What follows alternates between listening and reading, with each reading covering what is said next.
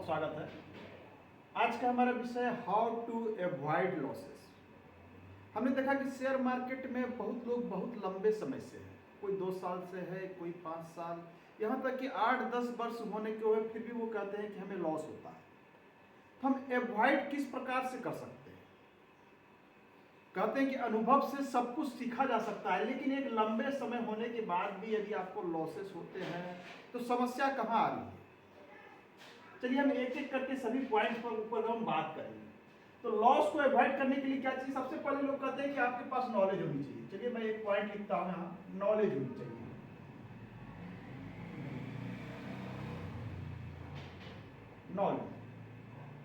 Knowledge एक लंबा समय यदि मार्केट में आपको हो गया है तो नॉलेज तो ऑलरेडी आपके पास है, इसमें कोई शक नहीं। अब लंबा समय हो गया, दूसरा पॉइंट होता है अनुभव, एक्सपीरियंस। एक्सपीरियंस भी आपके पास है। समस्या कहां आ रही है? कोई बात नहीं, आप ट्रेंड को पकड़ते हैं, ट्रेंड भी आप देखने जानते हैं, ट्रेंड को भी देख रहे हैं, टेक्निकल एनालिसिस ये भी देख रहे हैं आप, टेक्निकल एनालिसिस भी जा रहा है, फंडामेंटल्स ये भी आ रहा है, फंडामेंटल्स ये भी आ रहा है। आखिर समस्या कहां आ रही है? लॉस जो हो रहे हैं, आखिर समस्या कहां आ रही है? आप सारी चीजों को जान रहे हैं फिर भी लॉस होता है। एक्सपीरियंस चलिए 5 ईयर तक हो चुका है, 5 ईयर में सब कुछ सीखा जा सकता है। 2 साल तो लोगों को लग जाते हैं अनुभव लेते लेते, बहुत लोग क्विक एक्शन भी लेते हैं, लेकिन मैं जनरली बात कर रहा हूं। 5 साल वाले भी लॉस होते हैं। हम अवॉइड किस प्रकार से कर सकते हैं, हम इसकी बात करेंगे। आपको पता है लॉस होने के प्रमुख कारण क्या है? आपके पास सभी चीजें हैं, नॉलेज है, अनुभव है, ट्रेंड को पहचानते हैं, टेक्निकल एनालिसिस जानते हैं, फंडामेंटल्स जानते हैं, सब कुछ जानते हैं। प्रमुख चीज होती है साइकोलॉजी। साइकोलॉजी पर लोग यहां गड़बड़ हो जाते हैं। प्रमुख चीज होती है, मैं एक चीज, साइकोलॉजी। चलिए ये मनोविज्ञान भी कहते हैं इसे। मैं मनोविज्ञान पढ़ा नहीं रहा हूं, मनोविज्ञान ऐसे क्या कहती है?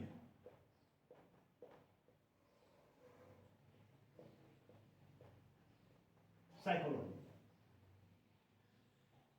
ये प्रमुख चीज होती है। आपकी साइकोलॉजी आपको एन वक्त पर कुछ ऐसे सजेशन देती है, या आपकी साइकोलॉजी के कारण कुछ ऐसे गलत डिसीजन लेते हैं कि आपको लॉस होने लगता है। अब साइकोलॉजी आप 3 तरह से वर्क करती है। पहला देख लीजिए, ये अनुभव की चीज है कि आप मार्केट में आए, सारी चीजें हैं, आप कोई भी एक ट्रेड लेते, कोई भी आपने ट्रेड लिया, एक ट्रेड ले लिया, ट्रेड आपने मान लिया जाए XYZ कोई भी एक कंपनी की ट्रेड ली। अब आप ट्रेड आज लिए, हो सकता है कल वो 5% बढ़ जाए, 10% एक सप्ते में बढ़ जाए।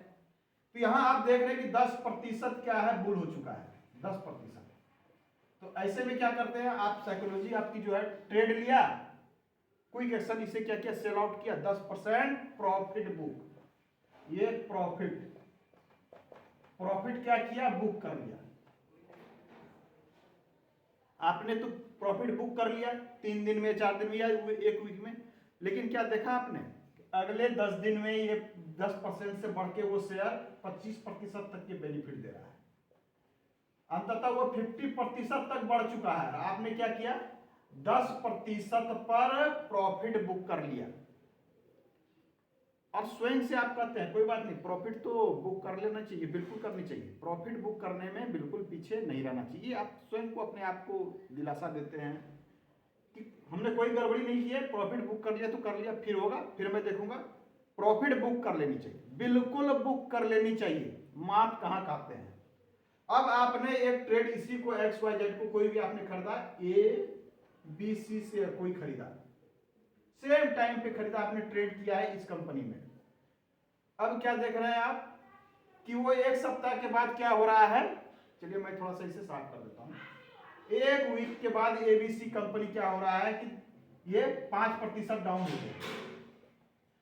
अगले 2 दिन में ये 10% डाउन हो गया। लेकिन आप क्या कर रहे हैं? लॉस बुक कर रहे हैं।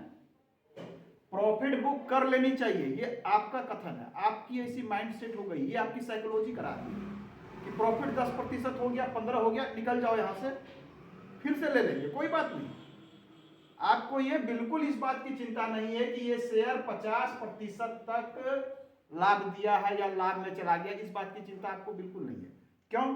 क्योंकि आपका अनुभव ये कह रहा है कि हमने तो 10% पे आज प्रॉफिट ले लिया, ये अनुभव कर रहा है, लेकिन वो शेयर 50% तक प्रॉफिट में गया। आपको इस बात की चिंता नहीं कि यहाँ पे हमने थोड़ा सा लॉस कर लिया। क्यों? अनुभव के आधार पे अगले बार हम पुनः प्रॉफिट ले लेंगे। आपकी माइंडसेट तय है, आपके पास अनुभव है, नॉलेज है, सब कुछ है ये। लेकिन आप ही जब ये ट्रेड दूसरी कंपनी में लेते हैं और ये कंपनी 5%, 5 से ये 10%, 10 के बाद ये 25% तक यहाँ डाउन हो जाती है, तो आप ही यहां पर क्या करते हैं, इस लॉस बुक नहीं करते। क्यों नहीं करते? 10% ये लॉस हो गई और आपने यहां लॉस बुक नहीं किया। क्यों नहीं किया? अब 10 के बाद क्या हुआ, देखते देखते ये 25% लॉस हो गया, ये जाके 50% लॉस हो गया, यहां पे जाके खड़ा हो गया, 50% यहां लॉस हो चुका है। यही साइकोलॉजी। प्रॉफिट तो अपने बुक कर लिया, मैं फिर से प्रॉफिट ले लूंगा, कोई बात नहीं, और बढ़ गया कंपनी, कोई बात नहीं है, मैं फिर से प्रॉफिट ले लूंगा। ये माइंडसेट है, अच्छी माइंडसेट है। बुक करके निकल गए, हमने अपना प्रॉफिट जमा कर लिया, अगले बार फिर मौके, बिल्कुल मौके मिलेंगे, एक नहीं लाखों मौके मिलेंगे। लेकिन लॉस में आपने क्या किया, 5% गिरा था तो आप वेट कर रहे थे, 5% गिरा है, वेट कर रहे हैं, बाद में 2 दिन के बाद 10% हो गया, 15 दिन में 25, देखते देखते 50% का लॉस हो गया, लेकिन आपने लॉस बुक नहीं किया। यहीं पर होता है कि हम लॉस में चले जाते हैं। अवॉइड लॉस इसलिए लिखा है कि लॉस बुक करना सीखें। आप अपने अनुभव, अपनी क्षमता, आप अपनी लिक्विडिटी, जितनी आपके पास बैलेंस है, आप ये तय करें कि आप लॉस 2% सह सकते हैं या 3%, ये आपकी क्षमता है। लोग 10% तक लॉस सहते हैं। बहुत सारे टेक्निकल एनालिसिस, ट्रेंड है, एनालिसिस है, टूल है, फंडामेंटल्स है, इसके आधार पर भी जांचिए कि लॉस कहां तक जा सकता है, कहां तक हम बुक कर सकते हैं, कहां लॉस टूटने के बाद में ये बड़ा नुकसान होगा। लोग सब कुछ जानते हैं, लेकिन चाहते हैं 5%। उनके दिमाग में क्या चलता है, कोई बात नहीं, ये 5 थोड़ा रिकवर हो जाएगा, लेकिन रिकवर होने की जगह क्या हो रहा है कि 10% का लॉस हो गया। उनका माइंडसेट फिर भी तय है, ये कंपनी आगे चल जाएगी, ये माइंडसेट तय है। ग्राफ क्या कह रहा है ये व्यक्ति नहीं देख रहे हैं, उनकी माइंडसेट कह रही है कि मैं इसे रिकवर कर लूंगा, और देखते देखते 25 फिर 50 गिर जाता है। तो ये माइंडसेट होने से क्या होती है कि हमें नुकसान होता है। आइए हम नेक्स्ट पॉइंट की ओर चलते हैं। दूसरा पॉइंट क्या है कि एक प्री डिफाइंड माइंडसेट का होना, कि लगता है कि शेयर ऊपर जाएगा या लगता है कि शेयर नीचे जाएगा। इस प्रकार की चीजों से आप बाहर निकलें, लगने वाली बात को नहीं। आप अपने अनुभव क्या कहते हैं, इसके फंडामेंटल्स क्या कहते हैं, चार्ट्स क्या कहते हैं, ग्राफ क्या कहते हैं, इन विषय पर फोकस करें, लॉस नहीं होगा। लगने वाली संभावनाओं से आपको बाहर रहना है। तीसरा पॉइंट लेते हैं। तीसरा पॉइंट इंपॉर्टेंट है, क्या है कि एक तीसरा पॉइंट होता है कि आपको क्या रखना है, नेचुरल माइंडसेट। नेचुरल माइंडसेट के साथ आप क्या होते हैं, मार्केट में आते हैं प्री डिफाइंड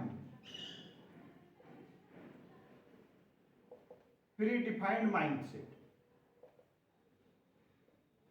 यहां लोग मार्केट में क्या होते हैं, प्री डिफाइंड माइंडसेट के साथ आते हैं, माने पहले से तय रहता है प्री डिफाइंड कि ऊपर जाना चाहिए, नीचे जाना चाहिए, क्या होगा, ये क्या होता है, प्री डिफाइंड उनका रहता है।